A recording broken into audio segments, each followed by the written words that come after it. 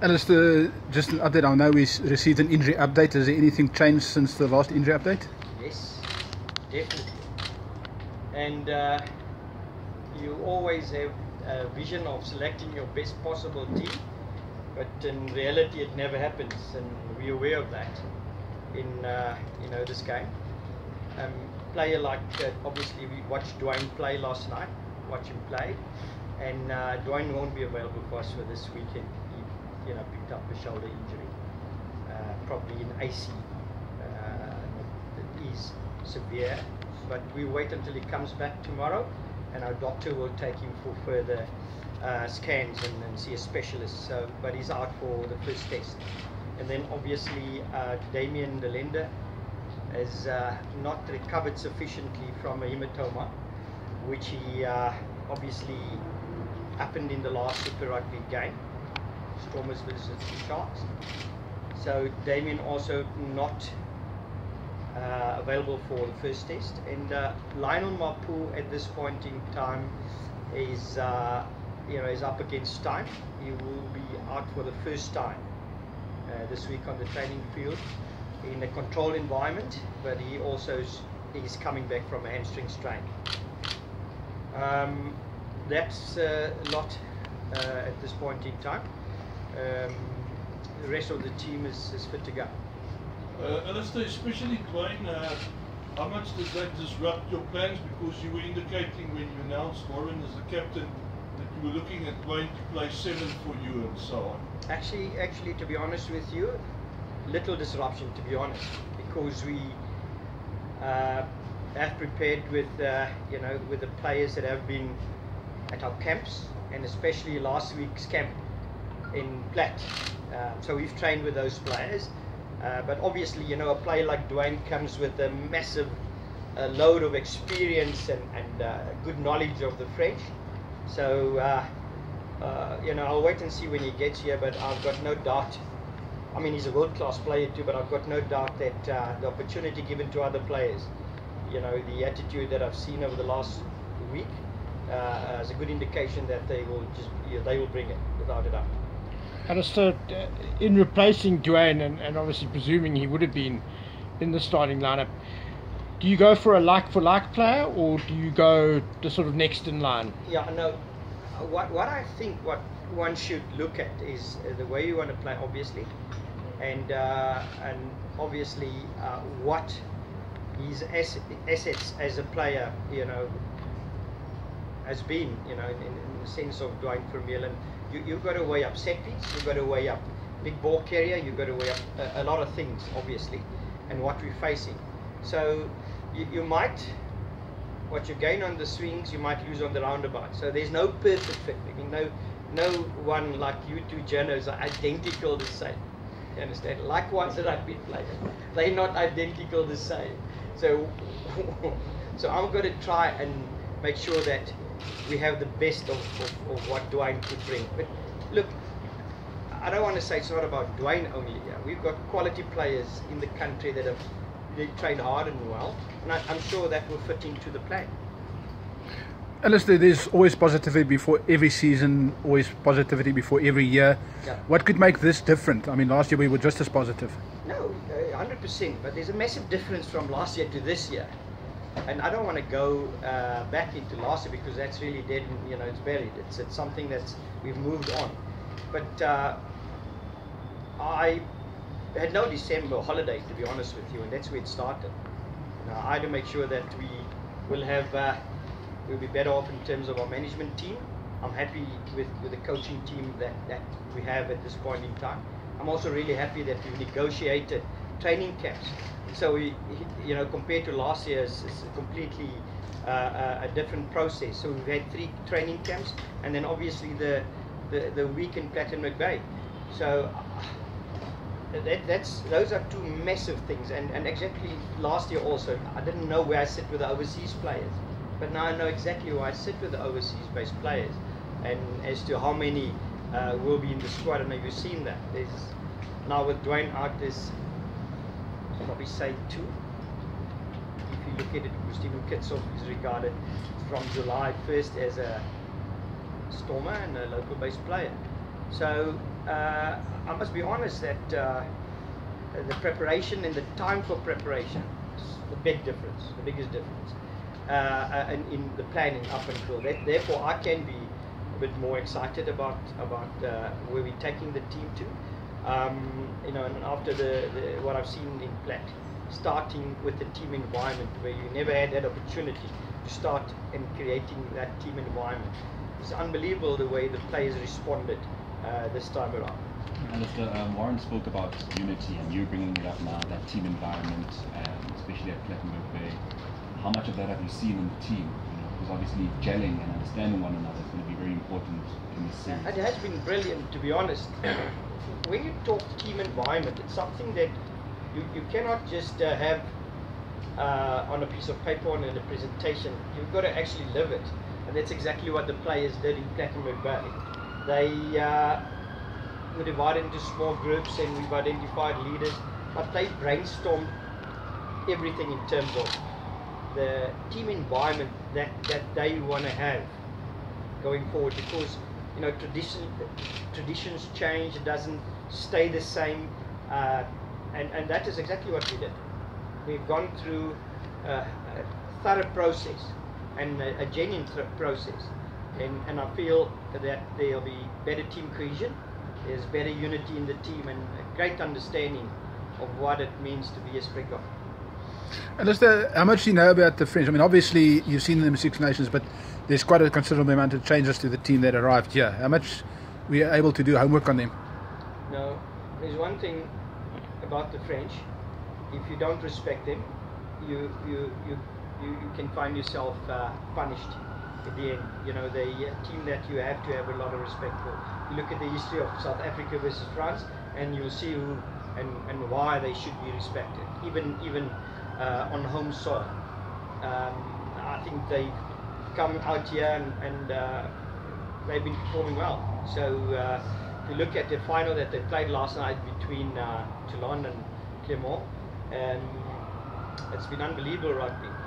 They've been the most improved side in the Six Nations as well. They were unlucky not to be there. The improvement shown that they finished third, I think.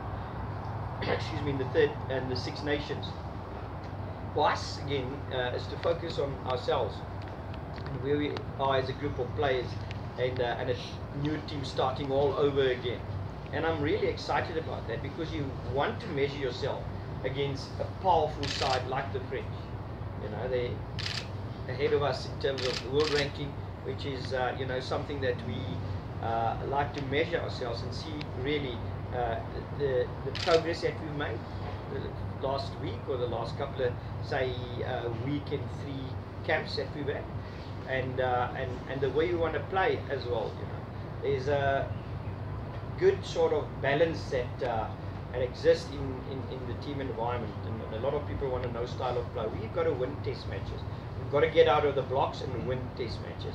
But then I've got a Franco Smith here, and I've got a Brendan Venter there. You know, it's almost like a winemaker. The one is very tech-driven and tech-minded, and you can see that in the way the Cheetahs play. And then you have Brendan Venter, who's got to get to the fence line. But somewhere, someone has got to fuse this and make sure that the balance is right. And I've always been someone that professed balance in rugby union. You cannot just run. If you just run and play too much, you make a lot of turnovers and you're behind your poles. As we've seen in Super Rugby, it's in the stages. You know, the right thing at the right time. You cannot also just kick. If you kick too much, then it's also not ideal. But I'm happy that the Super Rugby teams have shown the intent, the attacking intent, which is great. And all we need to do is now to get that balance right. And get that balance right, knowing what's coming, what we're facing. So hopefully we can get off to a good start, get out of the blocks. Is that what this team actually needs at this point in time? Just a little bit of confidence. Because what we really, in terms of preparation, the philosophy was after 1 week, after the 3 camps and the 1 week in Platt, we should be ready to play a test day before yesterday, Saturday. And I'm really happy with where we are. How far are you on the road to get that balance right? You know, that balance that you're talking about. Yeah, that balance Is it- you can see that this weekend because it's the first time that you're going to play. Yeah. You understand, Christo, in terms of what we have practiced and put in place, and also philosophy. Philosophy is a philosophy. Certain things doesn't take overnight. If you work for the last, say, 18 weeks in Super Rugby, you can't just change not a bad habit necessarily or philosophy in a day or 2 days time or a week's time and think it's just going to happen, because when the pressure is on, then you tend, as a human being, you tend to go back to what you know best. So the big thing is buying into it, making your part of that decision. That's what we did with the players. Look at what the DNA of Springbok rugby is, not some other style out there that looks smart and entertainment for Super Rugby. This is Test Rugby. You must come back to what the DNA of Springbok Rugby and what we have to select from, and we bring those parts and see how well we can execute that and bring it in, make it part of our game to get success. So for argument's sake, scrum battle, we must make sure that we set piece, we still right up there. Last year in a terrible season we were still good at set piece, so that must still function. Then the big challenge for us is our contact skills in this year's series. So that's going to be a massive challenge at breakdown. They got great players contesting at breakdown, and therefore I don't just say we must have a stealer. Please, that's not what I'm saying. You must have a stealer to be good on the ground. You must have guys that can play towards the ball, to protect that ball first, but win the one-on-one contact collision battles, because they're a big side and we've got a front up as well.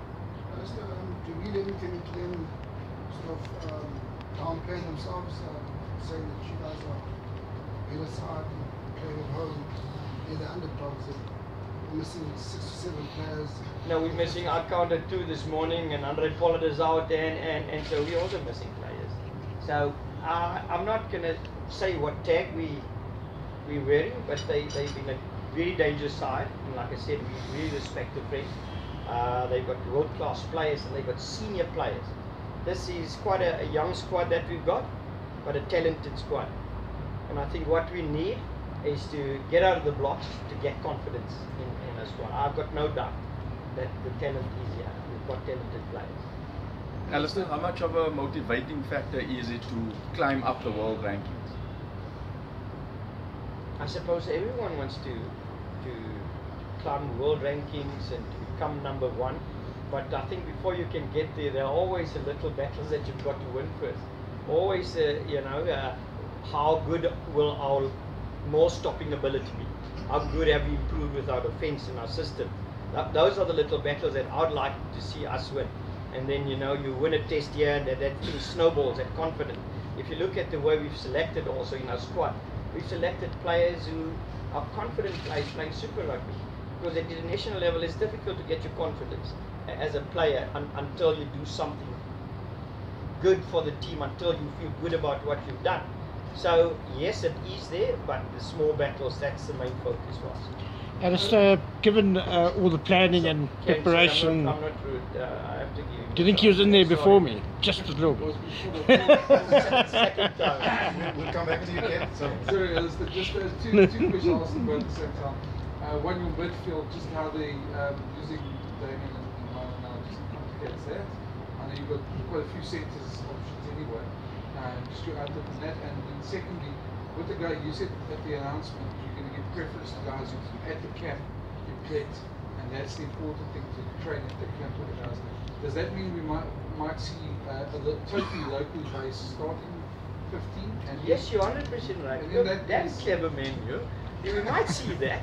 And the thing what you're not mentioning is we've not just lost Damien and Lionel, but we also lost Lucanio Ham. From the starting, so we've lost 3 centres. That's why I say, we've lost quite a lot of players already. So yes, we might see that, and for the right reasons too, because you're rewarding players that have performed well and have trained with the team. It will be the second week going into training before the first test. Also looking at combinations, She basically took my question, so it's fine. No, No, but it was Did it answer your basically what Brendan asked, but Francois Hochart, but I think Allister's given the answer, so. Thank you. looking at selections this week, are you looking at combinations mostly? That will form part of the whole selection criteria as well. Wherever we can, we would like to do that because it just helps the. It's not a coaching thing all the time because combinations are built over a number of games that you played together. You understand? So you cannot all of a sudden say now if you look at the combination of Courtnell Squasan, Warren Whiteley, Elton Yankees, like I explained the other day, in general play at the back. So then they're already a combination in terms of the kick tennis. Who stays back, who chases, that rotation is already there. And it's not a new thing that you have to, you know. So normally in our system, a number 8 stays back, 2 wingers.